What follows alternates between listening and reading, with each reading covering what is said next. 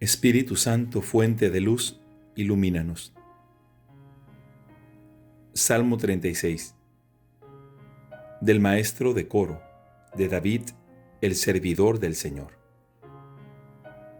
El pecado habla al impío, en el fondo de su corazón. Para él no hay temor de Dios, porque se mira con tan buenos ojos que no puede descubrir ni aborrecer su culpa. Las palabras de su boca son maldad y traición. Dejó de ser sensato y de practicar el bien. En su lecho solo piensa hacer el mal. Se obstina en el camino del crimen y no reprueba al malvado.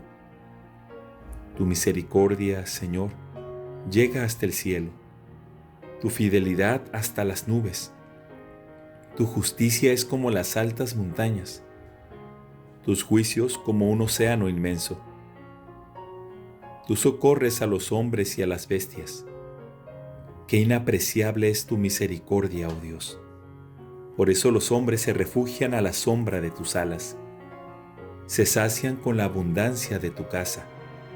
Les das de beber del torrente de tus delicias. En ti está la fuente de la vida, y por tu luz vemos la luz.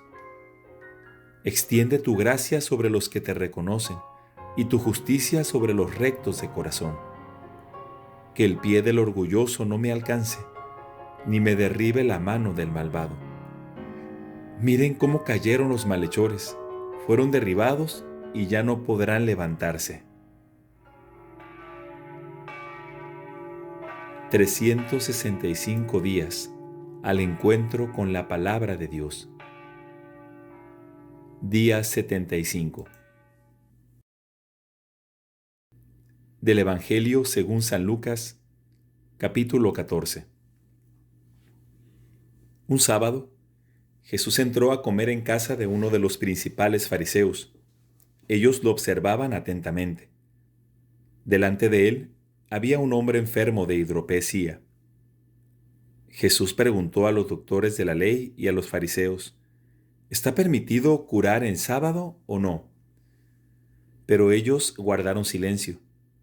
Entonces Jesús tomó de la mano al enfermo, lo curó y lo despidió. Y volviéndose hacia ellos, les dijo, si a alguno de ustedes se le cae en un pozo su hijo o su buey, ¿acaso no lo saca enseguida, aunque sea sábado? A esto no pudieron responder nada. Y al notar cómo los invitados buscaban los primeros puestos, les dijo esta parábola.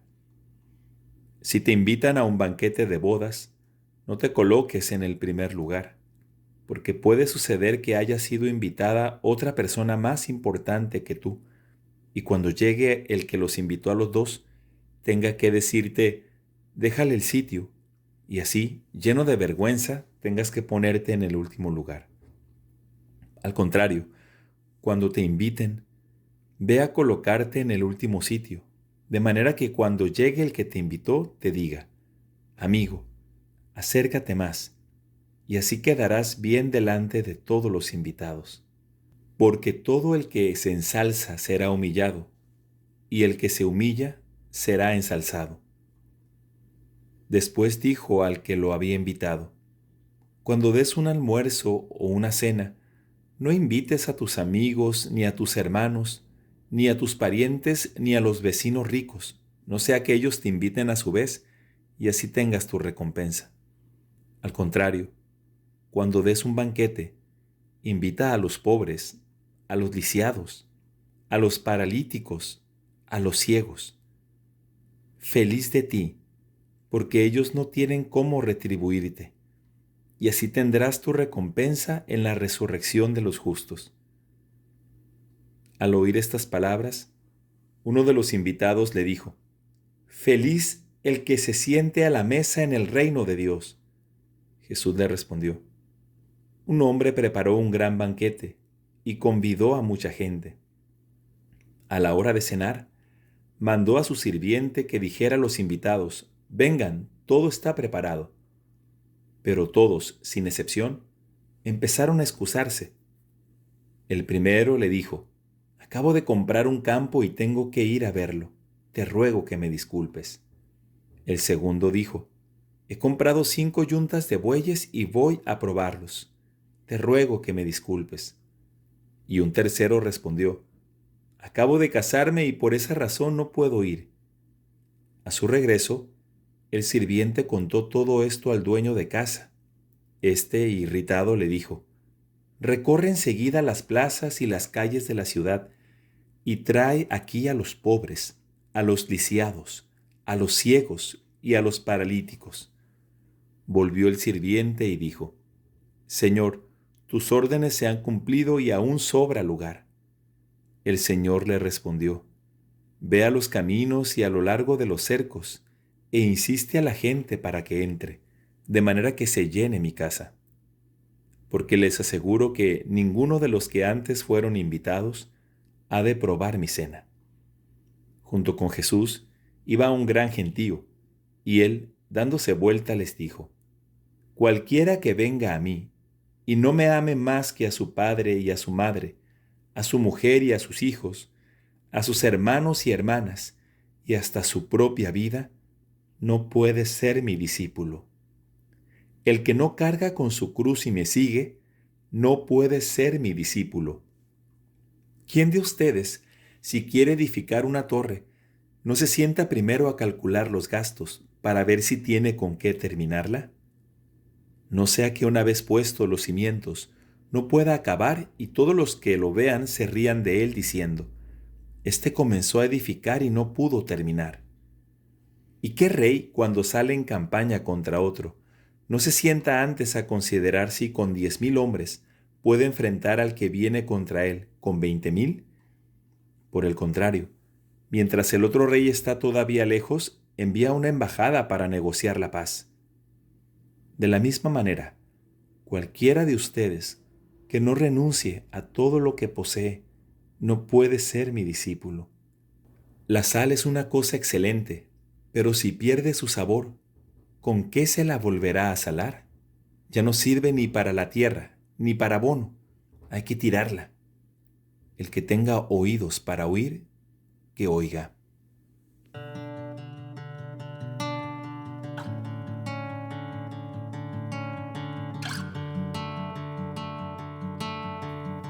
Del libro de Josué, capítulo 21. Los jefes de familia de los levitas se acercaron al sacerdote Eleazar, a Josué, hijo de Nun, y a los jefes de familia de las tribus israelitas, que estaban en Silo, en el país de Canaán, y les dijeron, el Señor ordenó por medio de Moisés que se nos asignaran algunas ciudades, a fin de que residiéramos en ellas, y también sus campos de pastoreo para nuestros ganados. Entonces los israelitas, conforme a la orden del Señor, dieron a los levitas las siguientes ciudades con sus campos de pastoreo, tomándolas de sus propias posesiones. Se hizo el sorteo para los clanes de los queatitas, y a los levitas, descendientes de Aarón, el sacerdote, les tocaron en suerte 13 ciudades de las tribus de Judá, de Simeón y de Benjamín. A los clanes de los otros queatitas les tocaron en suerte 10 ciudades de las tribus de Efraín, de Dan y de la mitad de Manasés. A los clanes de los gersonitas les tocaron en suerte 13 ciudades de las tribus de Isaacar, de Aser, de Neftalí y de la mitad de Manasés en Basán. A los clanes de los meraritas les tocaron en suerte 12 ciudades de las tribus de Rubén, de Gad y de Zabulón. Así los israelitas dieron a los levitas, mediante un sorteo, esas ciudades con sus campos de pastoreo, como el Señor lo había ordenado por medio de Moisés. Ellos les entregaron las ciudades de la tribu de Judá y de la tribu de Simeón, que se nombran más adelante. Y como la primera suerte les tocó a los levitas que pertenecían a los clanes de los queatitas y eran descendientes de Aarón, a ellos les dieron Kiriat Arba, la ciudad de Arba, el padre de Anac, o sea, Hebrón, en la montaña de Judá, con los campos de pastoreo que tenía a su alrededor. Los campos de cultivo y los poblados próximos a la ciudad, en cambio, ya habían sido dados a Caleb, hijo de Jefuné. Y además de Hebrón, que era una ciudad de refugio para los homicidas, Los israelitas dieron a los descendientes del sacerdote Aarón las ciudades de Libná, Latir, Estemoa, Jolón, Debir, Aín, Utá y Bet-Semes, cada una con su respectivo campo de pastoreo. 9 ciudades de aquellas 2 tribus. De la tribu de Benjamín les dieron Gabaón, Geba, Anatot y Almón, todas con sus campos de pastoreo, 4 ciudades. 13 ciudades y sus campos de pastoreo era el total de las ciudades pertenecientes a los sacerdotes, hijos de Aarón. A los clanes de los otros levitas, descendientes de Quehat, les tocaron en suerte ciudades de la tribu de Efraín. A ellos les dieron Siquem, en la montaña de Efraín, la ciudad de refugio para los homicidas, con sus correspondientes campos de pastoreo, y también Geser, Kibsaim, Bet Jorom, cada una con sus campos de pastoreo, 4 ciudades. De la tribu de Dan les dieron el Tequé, Gibetón, Ayalón, Gat Rimón, cada una con sus campos de pastoreo, 4 ciudades. De la mitad de la tribu de Manasés les dieron Taanac e Ibleam, cada una con su campo de pastoreo, 2 ciudades. Eran en total 10 ciudades con sus campos de pastoreo para los restantes clanes de los queatitas. A los clanes levíticos de los gersonitas les dieron, de la mitad de la tribu de Manasés, Golán en Basán, la ciudad de refugio para los homicidas, y también Astarot, cada una con sus campos de pastoreo, 4 ciudades. De la tribu de Isaacar les dieron Quisión, Daberat, Yarmut y En Ganim, cada una con sus campos de pastoreo, 4 ciudades. De la tribu de Aser les dieron Misal, Abdón, Helcat y Rehob, cada una con sus campos de pastoreo, 4 ciudades. De la tribu de Neftalí les dieron Quedes en Galilea, la ciudad de refugio para los homicidas, Jamot Dor y Racat, cada una con sus campos de pastoreo, 3 ciudades. Las ciudades de los clanes de los gersonitas, con sus respectivos campos de pastoreo, eran 13 en total. El resto de los levitas, o sea, a los clanes de los meraritas, les dieron de la tribu de Zabulón, Yocneam, Cartá, Rimón y Nahalal, cada una con sus campos de pastoreo, 4 ciudades. De la tribu de Rubén, al otro lado del Jordán, les dieron Beser, la ciudad de refugio para los homicidas, que está situada en el desierto sobre el altiplano, y además Yahaz, Kedemot y Mefaat, cada una con sus campos de pastoreo, 4 ciudades. De la tribu de Gad les dieron Ramot de Galad, las ciudades de refugio para los homicidas, y además Mehanaim, Hezbón y Láser, cada una con sus campos de pastoreo, 4 ciudades. En total eran 12 las ciudades asignadas mediante el sorteo al resto de los clanes levíticos, o sea, a los meraritas. Por lo tanto, las ciudades levíticas, en medio de las posesiones de los israelitas, eran 48 en total, con sus campos de pastoreo. Cada una de estas ciudades incluía, además de la ciudad, los campos de pastoreo que tenían a su alrededor. Lo mismo sucedía con todas las ciudades mencionadas. Así, el Señor entregó a Israel todo el territorio que había jurado dar a sus padres. Los israelitas tomaron posesión de él y lo habitaron. El Señor les dio la paz en todas sus fronteras, como lo había jurado a sus padres, y ninguno de sus enemigos pudo resistirles, porque el Señor se los entregó a todos. Ni una sola de las admirables promesas que el Señor había hecho a los israelitas cayó en el vacío. Todas se cumplieron.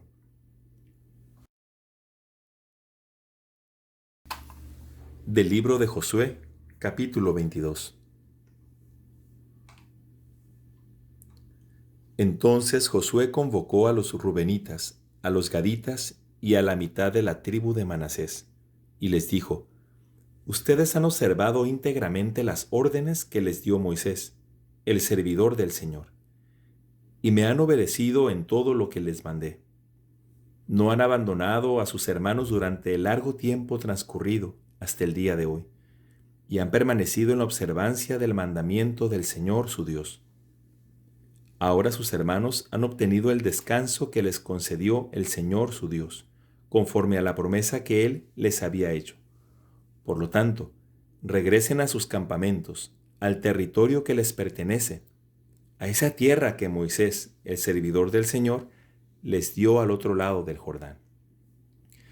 Pero pongan mucho cuidado en practicar los mandamientos y la ley que les prescribió Moisés, el servidor del Señor, a saber, amar al Señor su Dios y seguir todos sus caminos, observar sus mandamientos, mantenerse fieles a Él y servirlo con todo el corazón y con toda el alma. Después los bendijo y los despidió, y ellos regresaron a sus campamentos. Moisés había dado a la mitad de la tribu de Manasés un territorio en Basán, mientras que a la otra mitad Josué le había asignado una parte junto a sus hermanos, en el lado occidental del Jordán. Además, cuando Josué los envió a sus campamentos, los bendijo, diciéndoles: vuelvan a sus campamentos con grandes riquezas, con muchísimo ganado, con plata, oro, bronce, hierro y con una gran cantidad de ropa, pero compartan con sus hermanos los despojos de sus enemigos. Así los rubenitas, los gaditas y la mitad de la tribu de Manasés dejaron a los israelitas en Silo, en territorio de Canaán, para regresar a Galaad. Esta era la tierra de su propiedad, donde se habían establecido conforme a la orden que el Señor había dado por intermedio de Moisés. Pero al llegar a los distritos del Jordán, que están en territorio de Canaán, los rubenitas, los gaditas y la mitad de la tribu de Manasés levantaron a orillas del Jordán un altar de aspecto importante. Cuando los israelitas se enteraron de lo sucedido, dijeron: los rubenitas, los gaditas y la mitad de la tribu de Manasés han erigido este altar frente al territorio de Canaán, en los distritos del Jordán, más allá del territorio de los israelitas. Y una vez informados del hecho, toda la comunidad de los israelitas se reunió en Silo para ir a combatir contra ellos. Pero antes enviaron al sacerdote Pinjas, hijo del sacerdote Eleazar, y a otros 10 jefes, uno por cada tribu, para que se entrevistara con los rubenitas, los gaditas y la mitad de la tribu de Manasés, en el territorio de Galaad.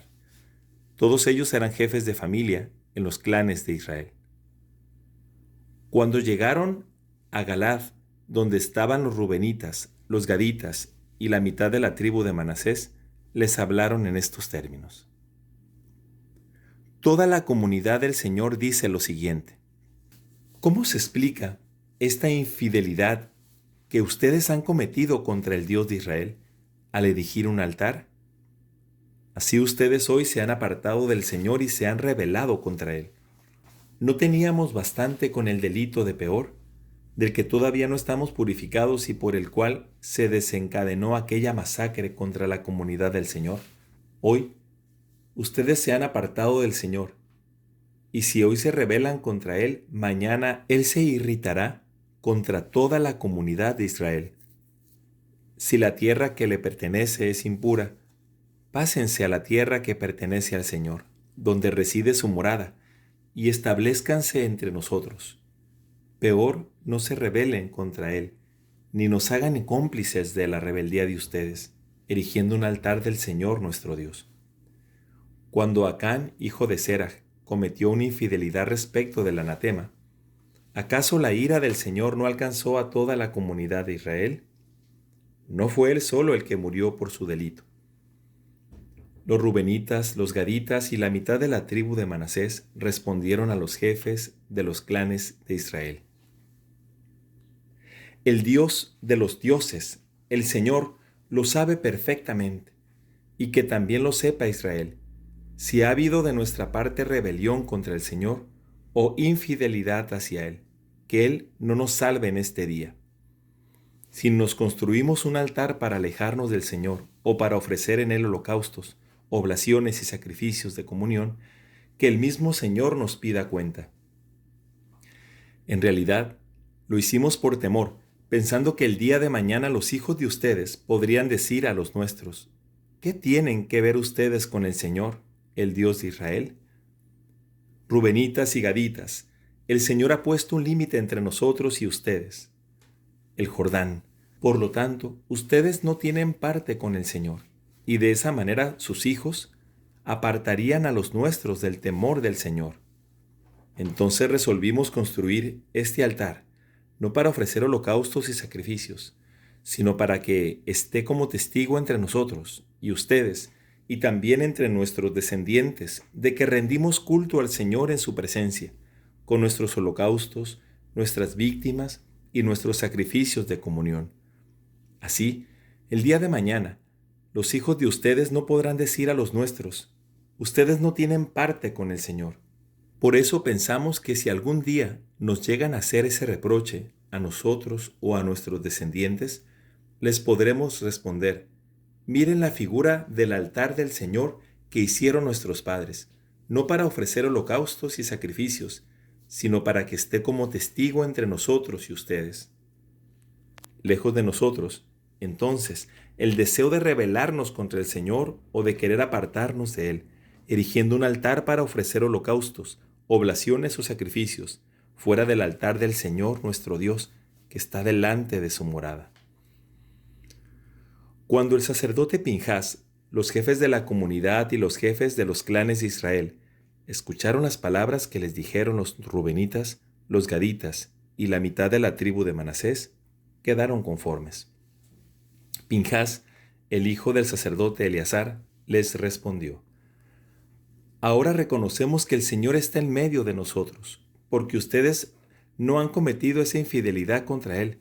De esa manera, ustedes han liberado a los israelitas de la mano del Señor. Entonces el sacerdote Pinjas, hijo de Eleazar, y los jefes, dejando a los rubenitas y a los gaditas, partieron de Galaad y regresaron a Canaán, donde estaban los israelitas. Cuando les transmitieron la noticia, los israelitas quedaron conformes, bendijeron al Señor y ya no pensaron más en hacerles la guerra ni en asolar al país donde habitaban los rubenitas y a los gaditas. Estos últimos, por su parte, dieron al altar el nombre de testigo, porque dijeron: este será un testigo entre nosotros de que el Señor es Dios.